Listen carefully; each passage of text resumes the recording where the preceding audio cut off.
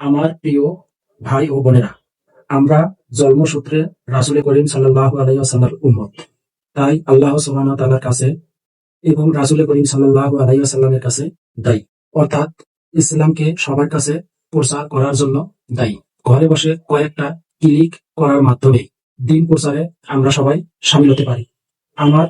আমাদের এই চ্যানেলটি সাবস্ক্রাইব করুন, লাইক ও কমেন্ট দিয়ে আপনাদের পরিচিত মহলে শেয়ার করুন। হতে পারে এটি আমাদের দোজাহানের সফলতার কারণ।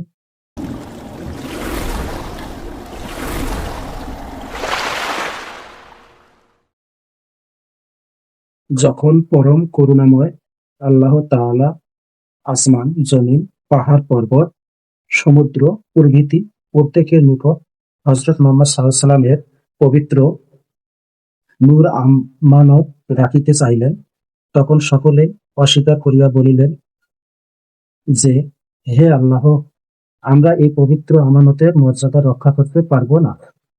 তখন আল্লাহ তাআলা হযরত আদম আলাইহিস সালামের দেহ প্রস্তুত করিয়া তাহার কপালে ওই নূর সংলগ্ন করিয়া দিলেন। তৎক্ষণাৎ হযরত আদম আলাইহিস সালাম এর অন্তর ও বাহির উজ্জ্বল আলোকে আলোকিত হইয়া গেল। অতঃপর তাহার দেহের ভিতরে রূহ প্রবেশ করাইয়া দিলে তিনি জীবিত হইয়া উঠিলেন।